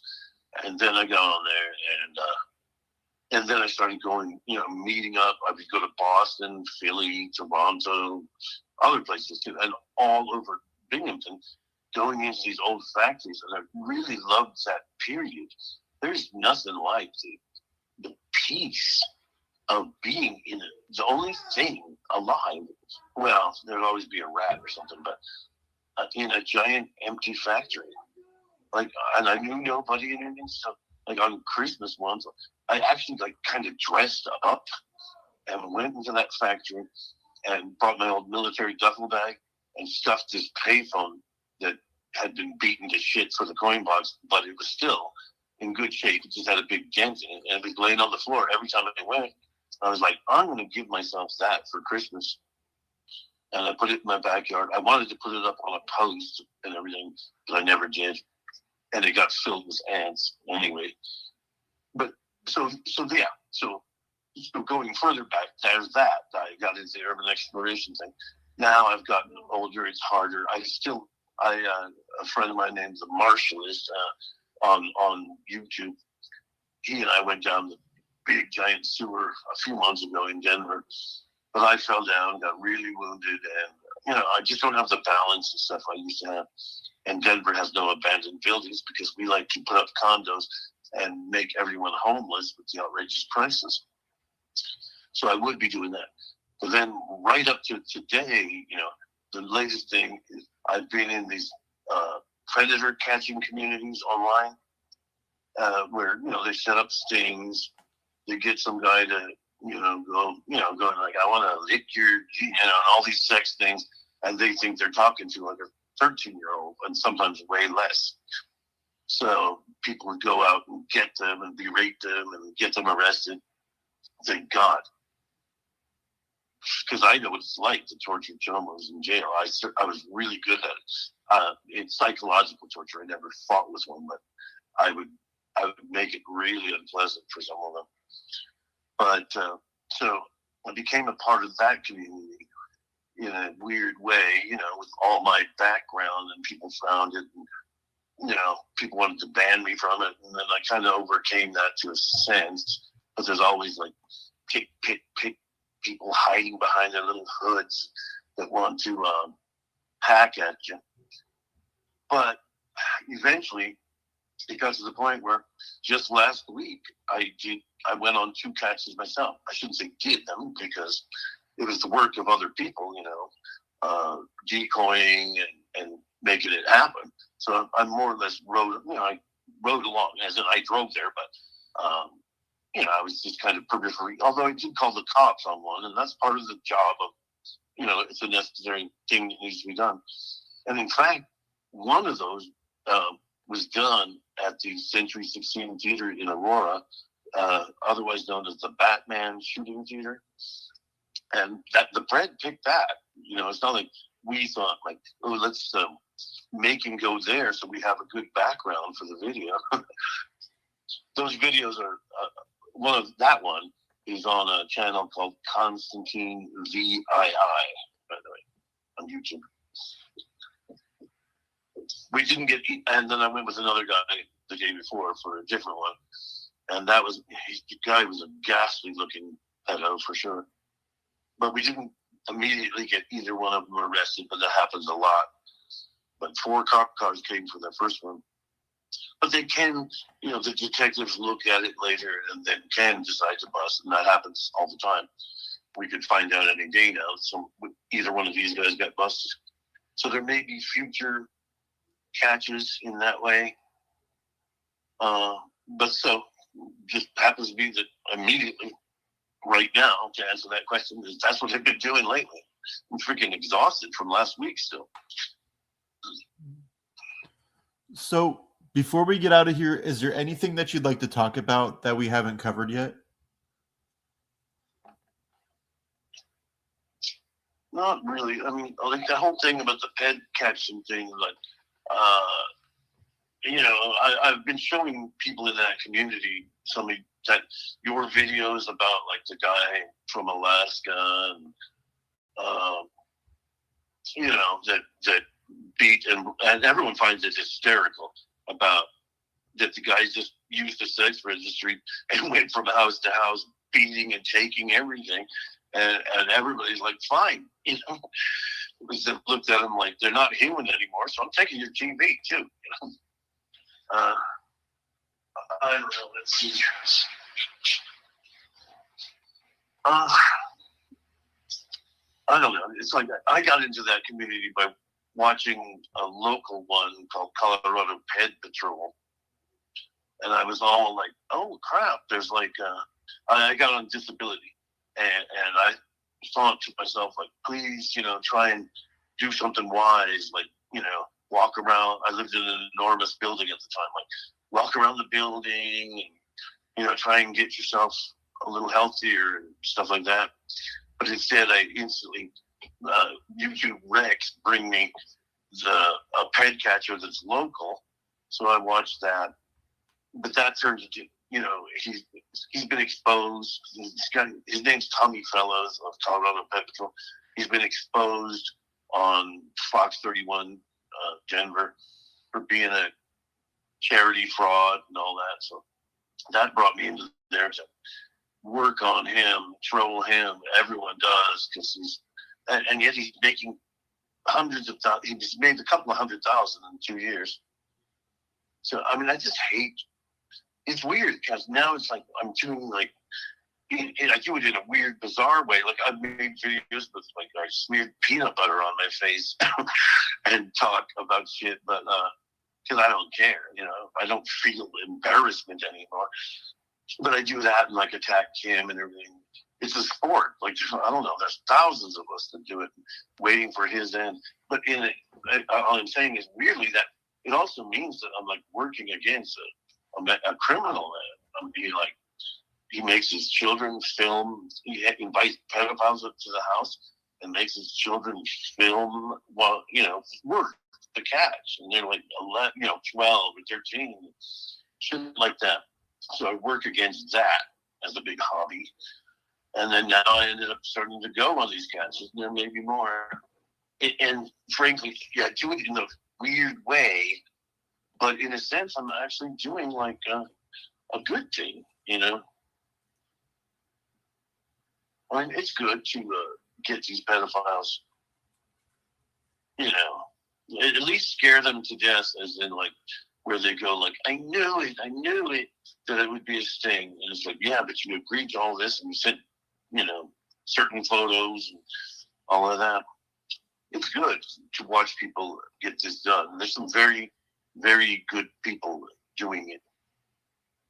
But, oh yeah, well, just related to that, I wanted to say, like, where I said that I tortured chomos in jail, it was things like, picture, how like the Pentagon has that park in the middle, like the jail would have that, and there's like a walking track close to the little slashes that people had in cells that were on the inner core, looking out at that, and I made it so that everybody knew. Every outside like gym period where it was warm enough to go outside, everybody knew, and not everybody did it because other people would be playing games or lifting weights or something. But all the track people knew, and that even if I'm not in their pod, we got the word around. So like there'd be a chomo in this certain cell, and everybody would come up and go, just knock on the window. And I don't know if you know it, but can you picture how much that would drive you mad?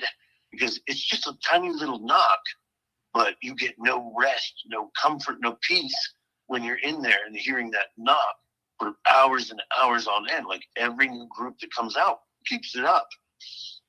We made this one man age like 20 years by doing that. Oh, and one other complete random thing, and this shows you how sick I am because I'm kind of proud of it. But it's just one of those things. This is miscellaneous to all this, but it happened in the Boulder jail. There was this kid named Josh, and he was in that 2-man or separation area that I said, living in his underwear and battling, but he wasn't, he could get better. He did get better and got out of there. It was in my area. And he was crazy. And then it turned out to be deteriorating to a point which now makes the story shameful. But I didn't see that yet, Anyway, I told him to to shit in his hand and throw it in this hippie upstairs into his cell that we didn't like, nobody liked. And he did. And it was just before lockdown, and the hippie was asleep. So he threw that shit in there. I saw him, he came out of Josh came out of his cell with his hands behind his back, but he had to make sure that I saw it. And he went up the stairs and he did it. But then it was like an hour or two later, we're all locked down. You almost even forget about it. And then you hear, ah, ah, the hippie, he got up and found it. And that's the kind of thing where it's like inmate cruelty and manipulation, as in I'm the one that manipulated that. And I got to tell you, there is nothing, it's bad and shameful and evil and whatever, but there is a pleasure to it. There's a certain pleasure to it. Oh, but to finish that is, I don't believe I have a clipping of it anymore. But I read, once Josh was far removed from me and totally deteriorating, where they would drag him up and down the aisles with, I would see him through a window, a glimpse, always like, hospital, like a gown. Like he ended up living that way forever and crying, and like he was severely mentally ill by that. I mean, he deteriorated in that time. So if I'd have known that he was that bad off, I just thought he, generic nut. But if I'd have known that he was going to turn that pathetic, I wouldn't have done it.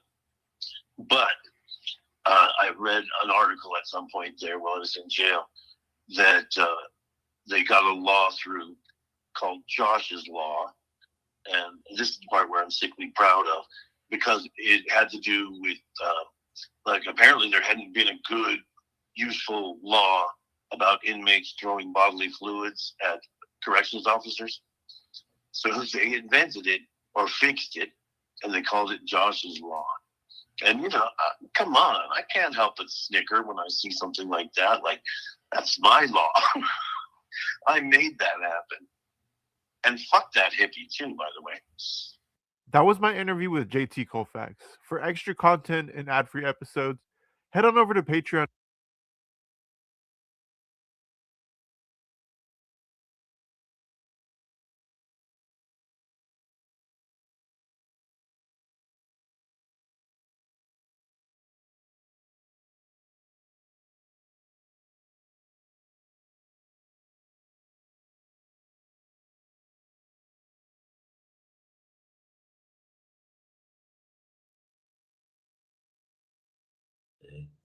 What do you? Fuck you, Sammy. Just end this. Fuck you and fuck Locke. You're both idiots.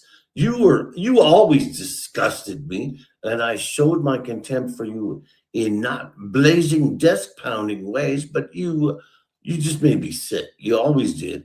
I knew you were a big fake liar. And now and Locke was always a big fucking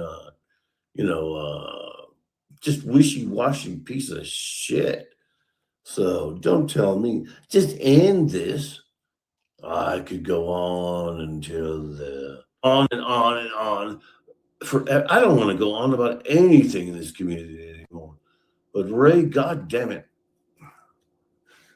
I do want to explain that to you. As in, like, I would rather like you. I enjoyed you in much of the times, but you did some terrible things. Like inflicting, going to the bartender. Like, you can't just sit there and talk with me. You have to go to the bartender and say I'm a lonely old pathetic man, and bring the bartender who's busy out to meet me. And when I start realizing, like, oh my God, what he's been told about me, so embarrassing. And you did it twice with a couple. It was, and same thing at Pulse. You did everything to just, you can't stop yourself. And I realize it. Like, you've got a sickness on being useless when you control all the info. You know what I mean? Any single given pred, I can't go, did you say you want to fuckity do? Because I don't know whether they said that or not. So I can't say it.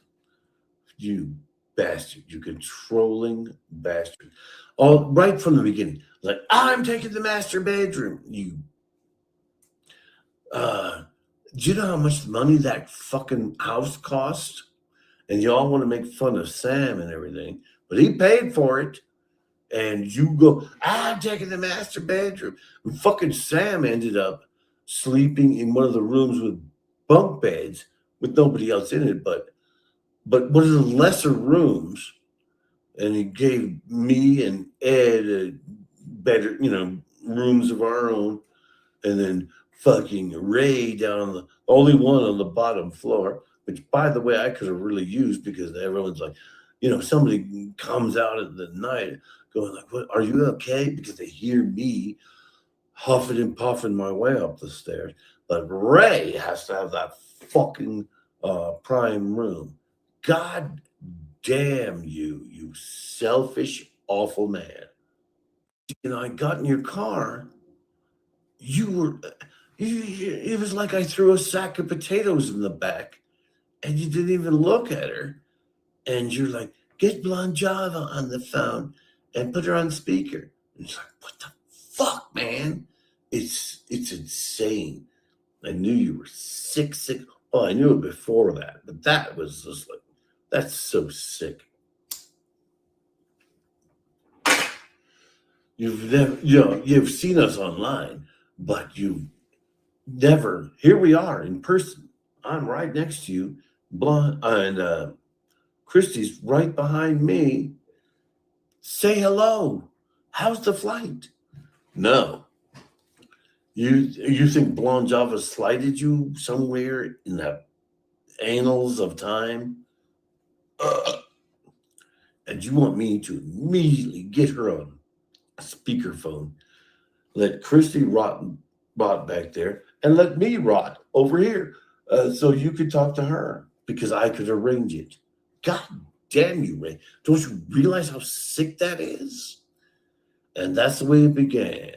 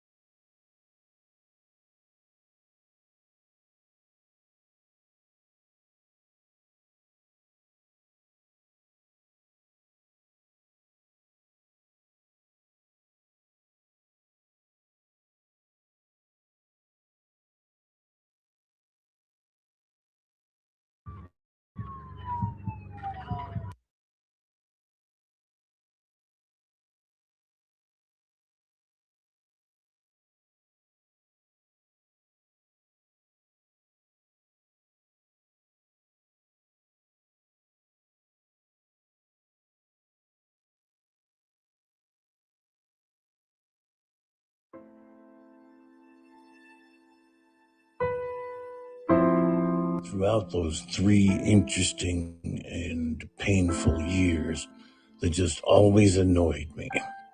Now, you got to remember, it first started with I took photos of bodies that came my way as work, and I put little signs on them that said things like, Happy Halloween, or Getting Fired Isn't the End of the World, or Yeehaw.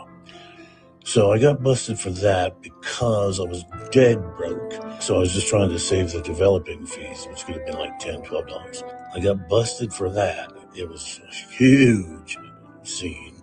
They thought I murdered them all. So many cops swarmed this Safeway store where I was trying to steal them from. It was unbelievable.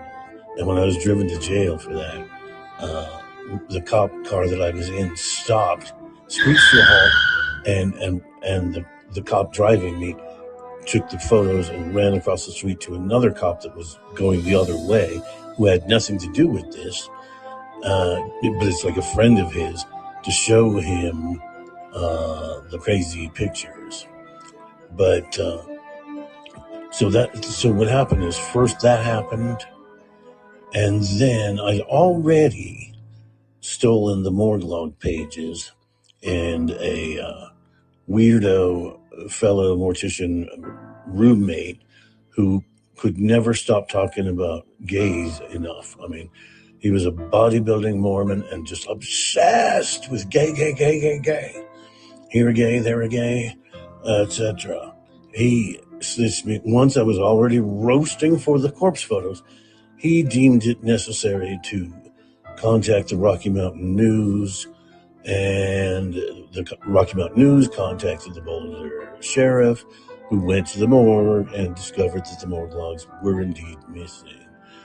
So when people go, you injected yourself into the case, it's like, not really. The photos had nothing to do with it.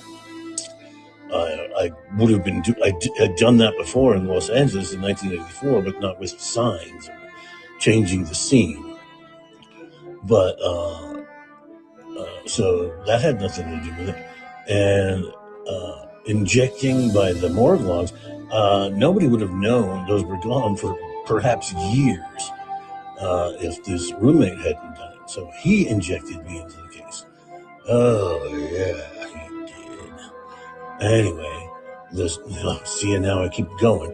But the slight irritation I want to say, looking through this stuff about the corpse photos and then branching it into a month later when I'm on the AP wires again for stealing the morgue logs,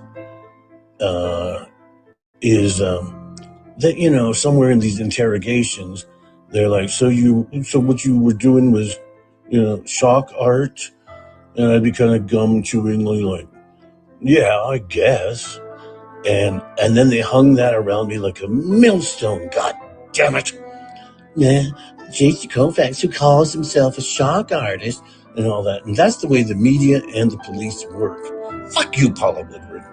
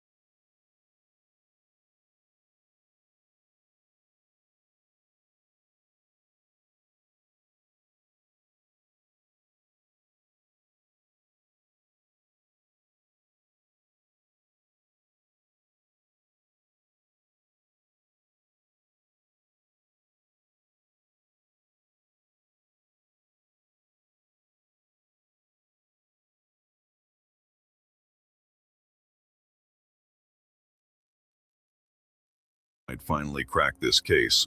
Make sure to subscribe and hit that notification bell.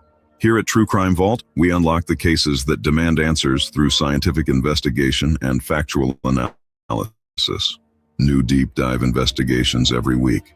And if you're fascinated by how modern forensic science is revolutionizing cold cases, hit that like button and drop a comment with your thoughts on this case. Do you believe DNA will ultimately solve this mystery? Let us know below. JonBenet Patricia Ramsay was born on August 6, 1990, in Atlanta, Georgia. She was the second child of John Bennett Ramsay and Patricia Paw Ramsay. Her name was a combination of her father's first and middle names, a detail that reflected the close bond she would share with both her parents. The Ramsay family moved to Boulder, Colorado in 1991 when John's computer services company, Access Graphics, established operations there. By the mid-90s, the company had become remarkably successful, with John serving as president and the business generating over $1 billion in revenue annually. JonBenet was a bright, energetic child who loved performing. She enjoyed singing, dancing, and participating in pageants where her confidence and stage presence captivated audiences. Her mother, Patsy, a former Miss West Virginia, had introduced JonBenet to the pageant world, and the young girl had won several titles including Little Miss Colorado and National Tiny Miss Beauty. She was learning to play piano, loved her family's 2 dogs, and had just celebrated what would be her last Christmas with her parents, John and Patsy, and her brother Burke, who was 9 years old at the time.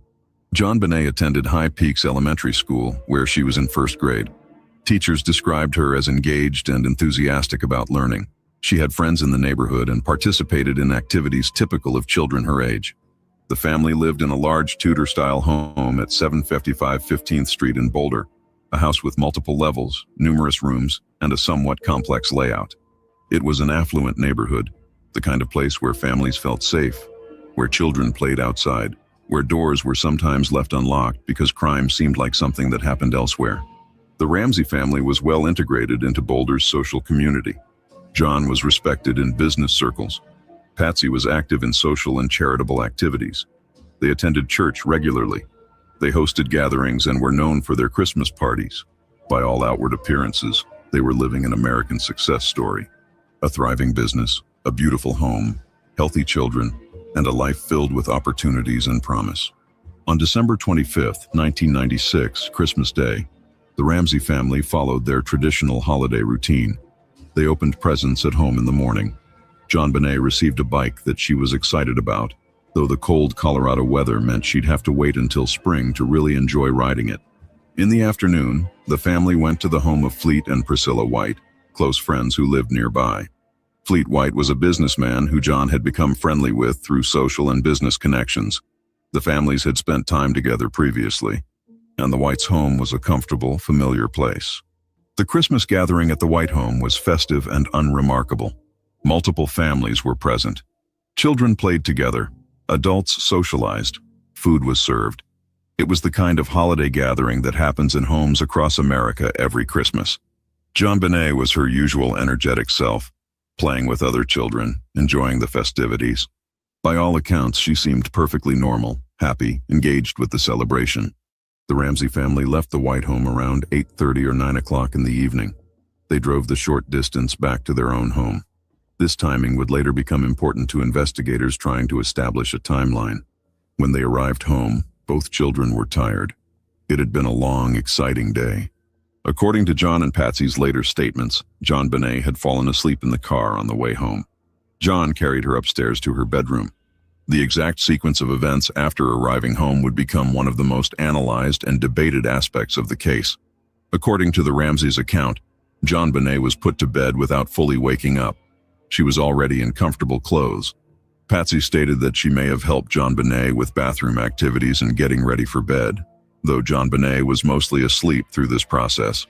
Burke went to his room. John and Patsy made final preparations for an early morning trip planned for the next day. The family was scheduled to fly on a private plane to their vacation home in Charlevoix, Michigan, early on December 26th, and then continue to Disney World in Florida. Patsy stated that she went to bed around 9:30 or 10 o'clock. John said he came to bed shortly thereafter, perhaps around 10 or 10:30. The house grew quiet. It was a typical end to a Christmas day. No one heard anything unusual during the night.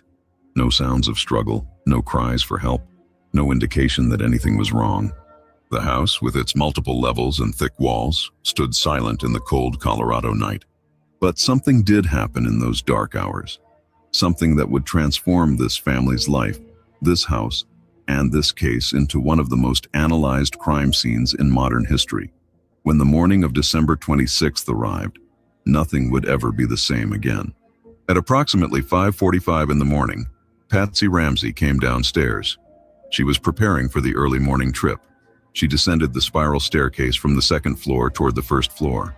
Near the bottom of the stairs, she noticed papers on one of the steps. As she got closer, she realized it was a handwritten note. She began reading. Almost immediately, she realized what it claimed to be: a ransom note. The note was extraordinarily long for a kidnapping communication. It spanned 3 pages, written on lined paper from a pad found later in the home. The writer claimed to be part of a small foreign faction and stated they had John Bonet. The note demanded $118,000 in cash, an oddly specific amount that, investigators would learn, was very close to the amount of a bonus John had recently received from Access Graphics. The note gave specific instructions for delivery of the ransom. It warned against contacting police and contained specific threats about what would happen if the instructions weren't followed. The writing style of the note was unusual. It contained movie references, including phrases that seemed to come from films like Dirty Harry and Speed. It referenced John's business specifically. It used language that seemed at times formal and at other times casual.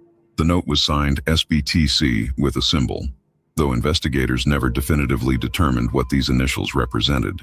Multiple theories emerged, from Saved by the Cross to Subic Bay Training Center, but none were confirmed. Patsy's response was immediate and instinctive. She screamed for John. She ran upstairs to John Bonet's room. The bedroom was empty. John Bonet's bed appeared to have been slept in, but the child was gone. The panic that must have seized Patsy in those moments is almost unimaginable. Your child is missing. There's a ransom note. The note threatens death if you call police, but your child is gone. What do you do? At 5:52 a.m., the Boulder Police Department received a 911 call from the Ramsay residence. The call came from Patsy. Her voice on that recording, which has been played countless times in documentaries and news programs, conveys obvious distress. She reported that her daughter was missing and that a ransom note had been found. The 911 operator tried to keep Patsy on the line, asking questions, trying to get information. But the call was relatively brief. Help was on the way. Officer Rick French was the first to arrive at the Ramsay home, arriving at approximately 5:55 or 6 o'clock, just minutes after the 911 call. He was responding to a reported kidnapping. The circumstances were unusual. Kidnappings typically don't happen in Boulder, and certainly not in this neighborhood. But the ransom note existed, and the child was reportedly missing, so French approached it as a kidnapping case. The initial response to the scene would later become one of the most criticized aspects of the entire investigation. This criticism isn't meant to impugn Officer French or the other early responders, who were making decisions based on the information they had in those first chaotic hours. But the reality is that the scene was treated as a kidnapping, not as a potential homicide that had already occurred. This meant that the crime scene was not immediately secured in the way it would have been if responders had known from the start that they were dealing with a death that occurred inside the home. Officer French walked through the house conducting a preliminary search. He went to the basement and checked several areas, including the room where John Bonet would later be found. According to his later testimony, when he checked that room, a small storage area sometimes called the wine cellar, the door was latched. He opened it, looked in with his flashlight, but the room appeared empty. He didn't enter the room. The lighting was poor and his view was limited. He moved on to check other areas of the house. This moment would haunt French in the investigation. Had he entered that room fully, had he searched it more thoroughly, John Bonet would have been found hours earlier. But hindsight is always clearer than the situation in the moment. He was looking for a kidnapped child who, according to the ransom note scenario, had been taken from the home. The idea that the child might be deceased in a basement storage room didn't align with the kidnapping theory everyone was operating under. Detective Linda Arndt arrived at the Ramsay home around 8 o'clock in the morning. She became the primary detective on scene and would remain there for several crucial hours. By this time, the house had begun to fill with people. Friends of the Ramsays had been called and were arriving to provide support. Fleet and Priscilla White came. John Fernie and his wife came. A victim's advocate was present. The Ramsays minister was called. All of these people with the best intentions were present in a home that was actually a crime scene, though no one realized it yet. This is one of the aspects of the case that seems so clear in retrospect, but was muddied in the moment. The ransom note suggested the child had been taken from the home. The working theory was kidnapping. People were present to support the family during this crisis. But every person in that house, every surface touched, every movement through the rooms was potentially affecting evidence. The crime scene was being contaminated, not maliciously, but simply through the presence of multiple people who had no reason to think they were in the middle of a homicide scene. As the morning progressed, the situation became increasingly tense. The ransom note had specified that the kidnapper would call between 8 and 10 a.m. to arrange delivery of the ransom money. John Ramsay had contacted his bank and made arrangements to get the $118,000 in cash. The money was brought to the home and was ready. Everyone waited for the phone call that never came. By mid-morning, the lack of contact from any kidnapper was raising serious concerns among investigators. In legitimate kidnapping cases, kidnappers make contact to arrange ransom payment. The silence was ominous.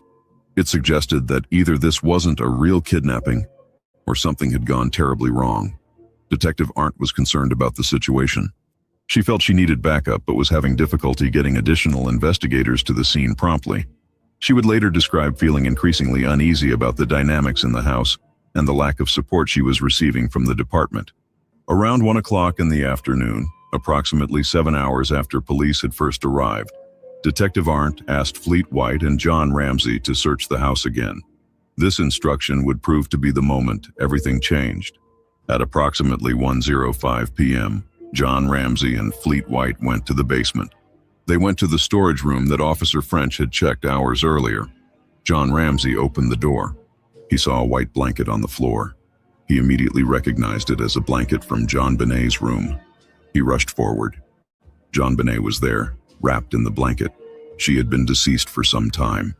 In a moment of paternal instinct, John Ramsay picked up his daughter and carried her upstairs before investigators could properly document the scene.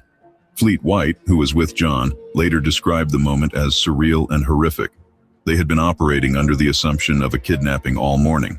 The discovery that John Benet had been in the house all along, deceased, fundamentally changed everything about the case. Detective Arndt was upstairs when John Ramsay appeared carrying John Benet's body. The child was clearly deceased. Arndt moved John Benet to the living room floor. In another complication for the crime scene, a blanket was placed over the child, and Arndt moved John Benet's hands at one point, actions that, while understandable in the moment, further affected the physical evidence. The scene had been compromised in multiple ways, not through negligence, but through the chaos of a situation where everyone had been operating under incorrect assumptions about what had actually happened. The immediate focus shifted from kidnapping investigation to homicide investigation. The Boulder Police Department began treating the scene differently, though by this point, hours had passed with multiple people present in the home. The coroner was called, additional detectives arrived, the house was sealed, but the damage to the crime scene preservation had already occurred. This would become one of the most debated aspects of the case. How much critical evidence was lost or contaminated in those first hours?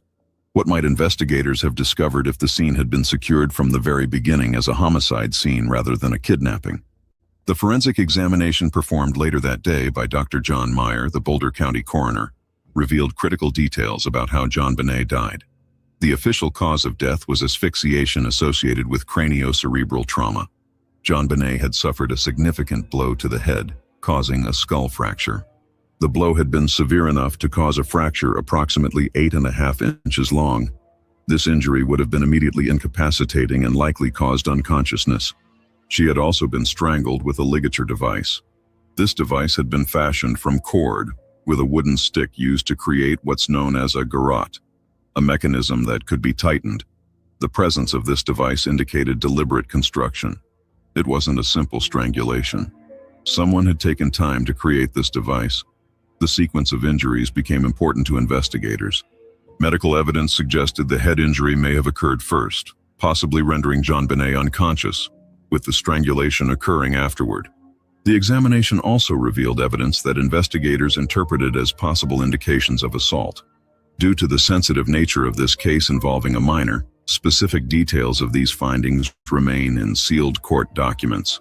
What can be stated is that this evidence became a significant factor in the investigation and in theories about what occurred that night. JonBenet was found wearing a white shirt and white long underwear that was too large for her. Investigators determined these were not the clothes she had worn to the Whites' Christmas party. At some point during the night, she had been changed into these clothes, or had changed into them herself. This detail raised questions about the timeline and about who might have dressed her. The long underwear would become particularly significant because it was on this garment that the most important DNA evidence was found. The crime scene itself provided numerous pieces of evidence, some pointing in different directions, contributing to the complexity and controversy that would define this case for decades. There was a ransom note written on paper from inside the home, using a pen found in the home. There was no sign of forced entry, though a basement window was found open, and there was discussion about whether this could have been an entry point. A suitcase was positioned beneath this window, possibly used as a step, though this was never confirmed. In JonBenet's bedroom, the bed appeared to have been slept in but not disturbed in a way that suggested struggle. In the basement where she was found, there was a flashlight on a kitchen counter that became a focus of investigation, though its significance was debated. There were various items in the basement that could have been connected to the crime, or could have been ordinary household items with no connection at all. The ransom note became the subject of intense analysis. The Boulder Police Department brought in handwriting experts to compare the note to writing samples from various individuals. Patsy Ramsay provided multiple handwriting samples, as did John and others who were asked. The experts' conclusions were mixed and controversial. Some experts felt they couldn't eliminate Patsy as the possible author of the note. Others felt the handwriting didn't match hers. The FBI's analysis suggested the note was unusual in multiple respects and might have been written to stage a kidnapping rather than being genuine. The note itself contained 376 words, making it one of the longest ransom notes on record. Most ransom notes are brief, providing just the essential information. This note went on at length, including unnecessary details and language. It addressed John by his first name and by his formal name. It referenced his business. It contained threats and instructions, but also seemed oddly personal. The fact that it was written on multiple pages from a notepad in the home, apparently after arriving in the house, suggested the writer had spent significant time there, comfortable enough to sit and write a lengthy note. Investigators found a practice version of the ransom note in the home as well. The first page of what appeared to be an initial attempt at writing the note that was abandoned and a fresh start made. This suggested that whoever wrote the note had even more time in the house than just the time to write the 3-page final version. They had started, stopped, started again. This level of comfort in the home became part of the debate about whether this was an intruder or someone who lived there. And then there was the DNA. The evidence that would become the most debated, most analyzed, most controversial aspect of the entire investigation. When forensic scientists examined JonBenet's clothing, they found DNA evidence from multiple sources, which isn't surprising. Clothing worn by a child who lives in a house with other people, who attends school, who interacts with the world, is going to have DNA on it from various sources through normal contact. But certain DNA evidence stood out as potentially significant. The most important DNA evidence came from the long underwear JonBenet was wearing when she was found. Forensic scientists conducting analysis in early 1997 identified an unknown male DNA profile from samples taken from this garment. This profile was partial, meaning it contained genetic markers from several locations on the DNA strand, but wasn't a complete profile. However, it was distinctive enough to be entered into CODIS, the FBI's combined DNA index system, as an unknown profile. The CODIS system is a database that contains DNA profiles from convicted offenders, unsolved crime scenes, and missing persons. When a new profile is entered, it's automatically compared against all the profiles in the system, looking for matches. If the same DNA profile shows up at multiple crime scenes, this can link those crimes. If a person who is arrested for a crime has DNA in CODIS, matching an unsolved case, this can solve that case. The unknown male DNA from the Ramsay case was entered into CODIS, where it has remained for over 2 decades. checked regularly against new entries without finding a match. The initial DNA testing in 1997 used technology that required relatively larger samples and produced basic genetic profiles. As technology improved through the late 90s and early 2000s, more sophisticated testing became possible. The DNA evidence in the Ramsay case was retested multiple times using newer techniques, each time attempting to extract more information or to develop a more complete profile. The presence of this unknown male DNA immediately became a focal point of debate. Some investigators and experts believed it was the key to solving the crime. Their reasoning was logical. If this DNA belonged to the perpetrator, then identifying the source of that DNA would identify the killer. The DNA was found on the victim's clothing, in locations that suggested direct contact. It didn't match anyone in the family. It didn't match anyone who had legitimate access to the child. Therefore, it must belong to whoever committed the crime. However, other investigators and experts were skeptical about the DNA's significance. They argued that DNA transfer is complex and can occur through various innocent mechanisms. DNA can be present on clothing from the manufacturing process. Workers who handle garments in factories can leave trace amounts of DNA. People who try on clothing in stores can leave DNA. DNA can transfer from one item of clothing to another in a laundry.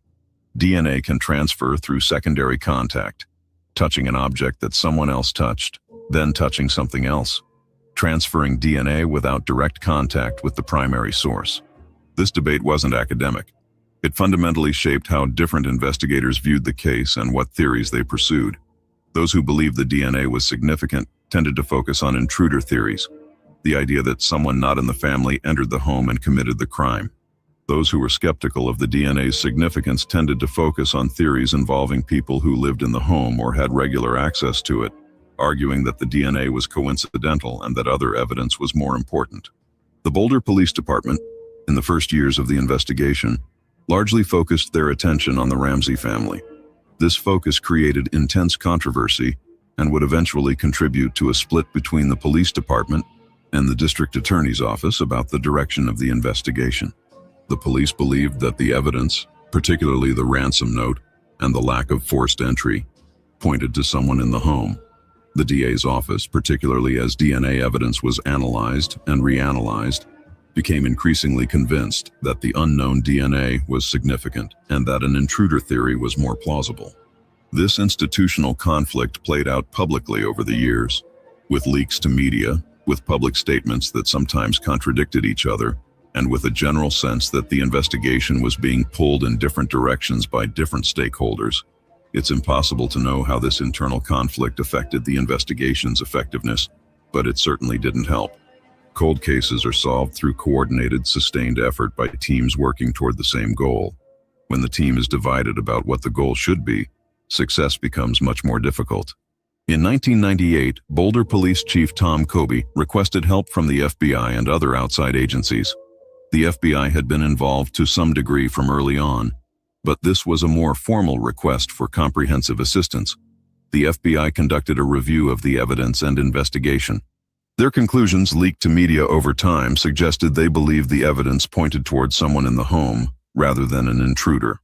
This assessment was based on their analysis of the ransom note, the crime scene, and standard criminal behavior patterns. In 1999, a grand jury was convened to hear evidence in the case. Grand juries are investigative bodies that can subpoena witnesses and review evidence to determine if charges should be filed. The Ramsay case grand jury heard from dozens of witnesses over the course of more than a year. They reviewed the physical evidence. They heard from experts on various aspects of the case. The proceedings were secret, as grand jury proceedings typically are, so the public didn't know what was being presented or how the grand jury was responding. In October 1999, then District Attorney Alex Hunter announced that the grand jury had completed its work and that no charges would be filed. Hunter stated that the evidence wasn't sufficient to prove a case beyond a reasonable doubt at trial. He thanked the grand jury for their service and indicated that the investigation would continue. For years, this was the public understanding of what had occurred. The grand jury had reviewed the evidence and declined to indict anyone. However, in 2013, a surprising revelation emerged. Court documents that had been sealed were released following legal action by journalists. These documents revealed that the grand jury had actually voted to indict both John and Patsy Ramsay, but not for murder. The indictment charged them with child abuse resulting in death and with accessory to a crime. The theory apparently was that even if the grand jury couldn't determine which parent had been directly responsible, they believed one or both had been involved in causing John Bonet's death and in covering it up. The indictment had never been signed by Alex Hunter. Under Colorado law, the DA has discretion about whether to sign an indictment and move forward with prosecution, even if the grand jury votes to indict. Hunter had declined to sign the indictment, effectively nullifying it. His reasoning, stated publicly after the 2013 revelation, was that he didn't believe the evidence would support a conviction at trial and that prosecutors have an ethical obligation not to pursue charges they don't believe they can prove beyond a reasonable doubt. The revelation of the grand jury's vote created new waves of controversy. Critics argued that Hunter should have moved forward with prosecution and let a trial jury decide. Supporters argued that he made the ethically correct decision that prosecutors shouldn't bring charges they don't believe in simply because a grand jury voted to indict. The debate illustrated how deeply divided opinion was about this case, and how different people viewing the same evidence reached dramatically different conclusions. Meanwhile, the investigation continued to pursue various leads and suspects beyond the immediate family. In the years following the crime, numerous individuals came under scrutiny.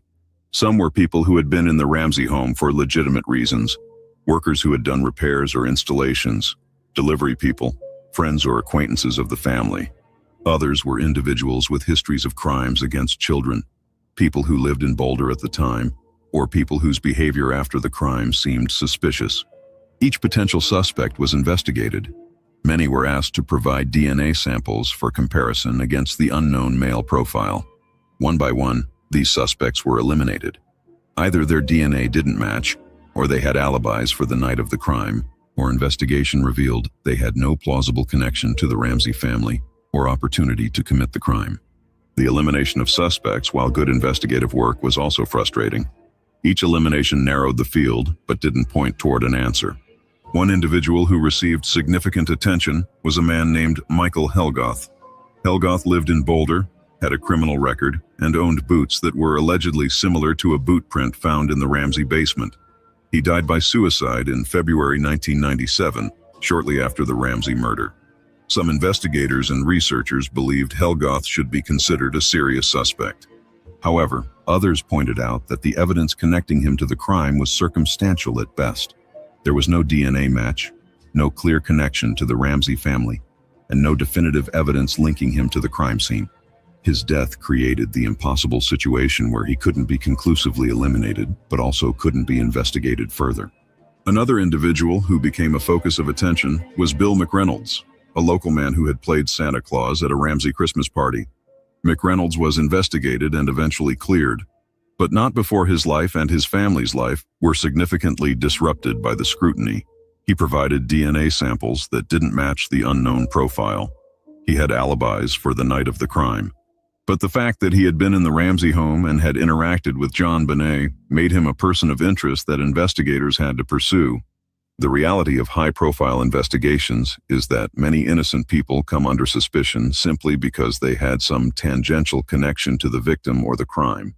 These individuals must provide alibis, submit to questioning, give DNA samples, and have their lives examined, even when investigators ultimately determine they had nothing to do with the crime.